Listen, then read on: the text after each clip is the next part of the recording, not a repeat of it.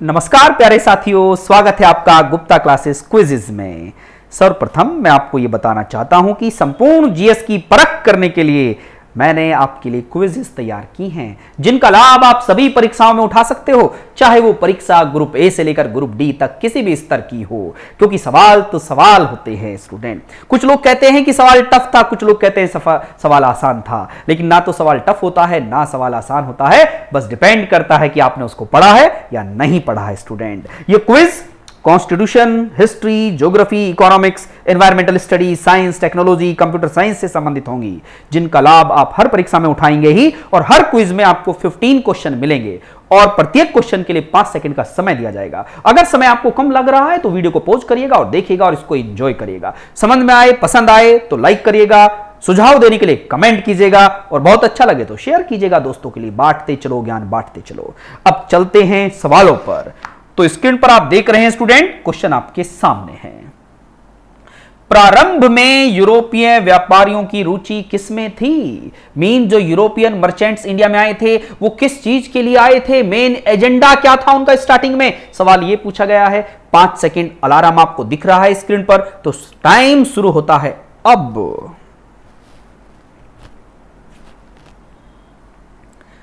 तो स्टूडेंट इसका जवाब क्या आएगा? ऑप्शन नंबर ए, मसालों। जो मसाले थे, स्पाइसेस थी, उनके लिए आए थे वो। ओके, खासकर काली मिर्च के लिए आए थे। आपने सुना है केरल में कालीकट पहुंचे। ओके, अब चलते हैं नेक्स्ट सवाल पर। कर्नाटक युद्ध किन किन के मध्य लड़ा गया? The battle of Karnataka in between. Question ये पूछा गया है। कर्नाटक में आप जानते हैं 3 बैटल लड़े गए, तो किन किन के बीच में हुए वो? तो टाइम शुरू होता है आपका अब।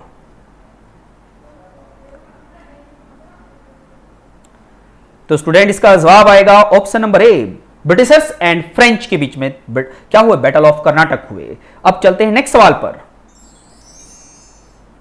उस क्षेत्र की पहचान करें जहां से यूरोप वासियों को सर्वोत्तम शोरा और अफीम प्राप्त होता था। ये 4 ऑप्शन हैं, तो मुझे बताइए। टाइम शुरू होता है आपका अब। तो स्टूडेंट इसका जवाब क्या आएगा? ऑप्शन नंबर ए, बिहार से ये सब चीजें उसको प्राप्त होती थी यूरोपियंस को। और यूरोपियंस में मैं आपको पहले ही बता चुका हूं, सबसे पहले कौन आए? पोर्तुगीज, और सबसे बाद में भी कौन गए? पोर्तुगीज। जो सबसे पहले आया वो सबसे लास्ट में गया। ओके, अब चलते हैं नेक्स्ट सवाल पर। अंग्रेजों ने मद्रास का पट्टा कहां के शासक से प्राप्त किया? मद्रास, चेन्नई, समझ गए ना? उसका जो भूमि था, टेरिटरी था, वो किससे प्राप्त किया? ये 4 ऑप्शन हैं, तो टाइम शुरू होता है आपका अब। तो स्टूडेंट इसका जवाब क्या आएगा? इसका जवाब आएगा चंद्रगिरी के शासक से प्राप्त किया। अब चलते नेक्स्ट सवाल पर। जेम्स प्रथम का राजदूत जो 1615 ईस्वी में जहांगीर के दरबार में आया, first ambassador of James first came to India in the crown of Jahangir. कौन था वो? 4 ऑप्शन आपके सामने हैं, तो टाइम शुरू होता है आपका अब।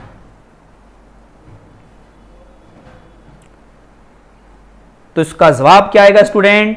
तो इसका जवाब आएगा सर टॉमस रो। किसके दरबार में पहुंचा? जहांगीर के दरबार में पहुंचा। कब? 1615 ईस्वी में। और जहांगीर ने उसको क्या दी? इजाजत दे दी कि आ जाइए और हिंदुस्तान में व्यापार कीजिएगा। आए थे व्यापार बनकर, कर गए शासन। ये थे ब्रिटिशर्स। तभी तो ब्रिटिशर्स जो हैं दुनिया में सबसे अलग हैं। वो मस्तिष्क से सोचते और हम हिंदुस्तानी दिल से सोचते हैं। बस यही तो फर्क है हम में और उनमें। अब चलते हैं नेक्स्ट सवाल पर। कोरोमंडल बंदरगाह से डचों द्वारा निर्यात की प्रमुख वस्तु क्या थी? तो ये 4 ऑप्शन हैं। एक पोर्ट है कोरोमंडल, 4 ऑप्शन है। वो पूछ रहा है यहां से सबसे ज्यादा एक्सपोर्ट क्या होता था इन 4 चीजों में से? तो टाइम शुरू होता है अब।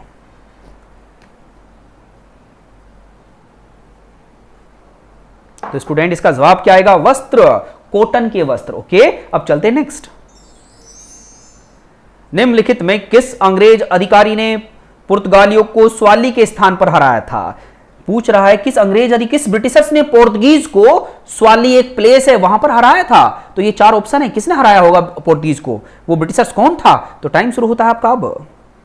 छोटे छोटे सवाल हैं, इन्हीं बातों बातों में याद हो जाएंगे। और ऑब्जेक्टिव सवाल की पहचान आप जानते ही हैं, कभी भी सवाल पढ़ा हो, सुना हो, देखा हो तो बिल्कुल 100% आप जवाब देते हो। ओके, तो इसका जवाब क्या आएगा? Option number B, Thomas best.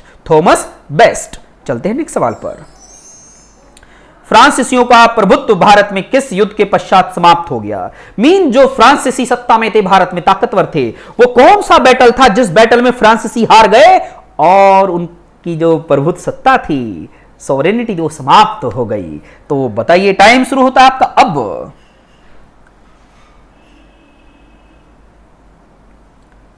तो स्टूडेंट, इसका जवाब क्या आएगा? Battle of Wandiwash. Battle of Wandiwash. Wandiwash के युद्ध में यह तय हो गया था कि अब हिंदुस्तान पर इकलौते राज करेंगे ब्रिटिशर्स। फ्रांसीसी हार गए थे। अब चलते नेक्स्ट सवाल पर।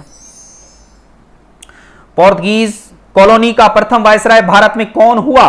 मीन जब पोर्तुगीज भारत में आए तो उनका फर्स्ट वायसराय कौन था? 4 ऑप्शन है आपके सामने। टाइम शुरू होता है अब।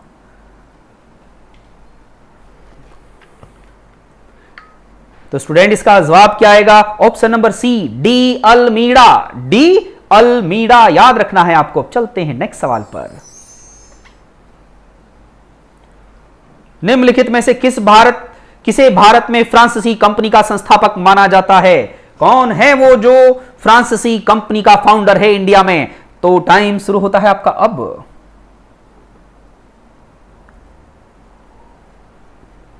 तो स्टूडेंट, इसका जवाब क्या आएगा? Option number C, Colbert. Colbert Bharat में फाउंडर है फ्रेंच ईस्ट इंडिया कंपनी का। फ्रेंच ईस्ट इंडिया कंपनी का। ओके, अब चलते हैं नेक्स्ट सवाल पर।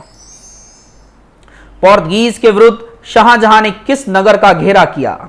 4 ऑप्शन है आपके सामने। तो टाइम शुरू होता है आपका अब।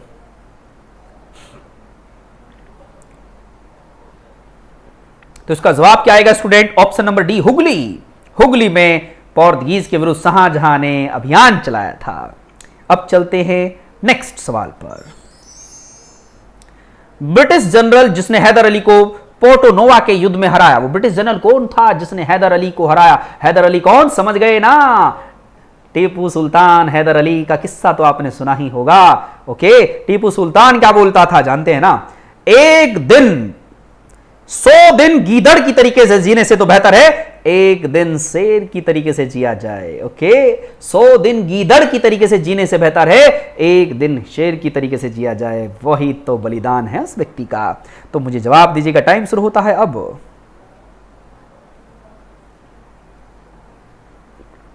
तो इसका जवाब क्या आएगा student? Option number B, sir Eyre Coote. Sir Eyre कूट याद रखना। नेक्स्ट सवाल पर चलते हैं। भारत में पोर्तुगीज पावर का वास्तविक संस्थापक कौन था, जो जिसने भारत में पोर्तुगीज पावर को एस्टेब्लिश किया, शक्तिशाली बनाया पोर्तुगीज को? तो कौन है? टाइम शुरू होता है आपका अब।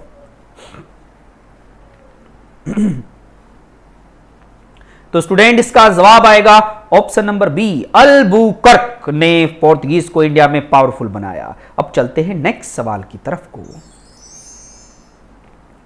किन यूरोपियंस ने भारत में प्रथमतः सामुद्रिक व्यापारिक केंद्र स्थापित किए?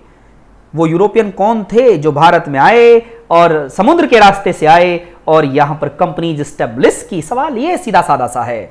लैंग्वेज से मत डरिएगा, सीधी सादी लैंग्वेज में पढ़िएगा, अच्छा लगेगा। अब इसका जवाब क्या आएगा? टाइम शुरू होता है आपका अब।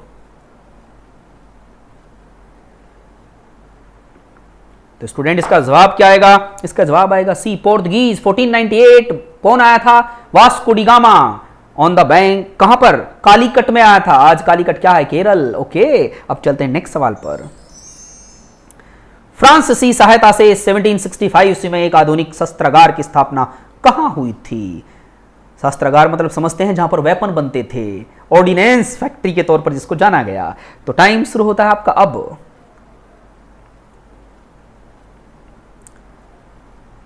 तो इसका जवाब क्या आएगा? इसका जवाब आएगा ऑप्शन नंबर डी, डिंडीगुल में। डिंडीगुल में। तो इस तरीके से ये क्विज कंप्लीट होती है। अगर इस क्विज से आपको सच में कुछ भी सीखने को मिला है, कुछ भी सीखने को मिला है, तो सुझाव दे दीजिए कुछ आगे सीखने के लिए। बस इतना ही तो कहूंगा। अगर पसंद आए तो लाइक करें, सजेशन दें तो कमेंट करें, और बहुत अच्छा लगे और ज्ञान को बढ़ाते चलो तो शेयर करो। बस इतना ही तो है। आज के लिए इतना ही। और कुछ देखने के लिए गुप्ता क्लासेस के चैनल पे जाइएगा और खजाने को लूटिएगा। बहुत कुछ है पढ़ने के लिए। सभी सब्जेक्टों की क्विज है, सभी सब्जेक्टों का क्विज है। सभी सब्जेक्टों पर आपको अलग अलग चैप्टर वाइज क्विज मिलेगा, और इसी के साथ साथ आपको करंट अफेयर का कंप्लीट खजाना मिलेगा, और मैथ रीजनिंग भी वहां पर अवेलेबल हो चुकी है आपकी डिमांड पर। तो आज के लिए इतना ही स्टूडेंट।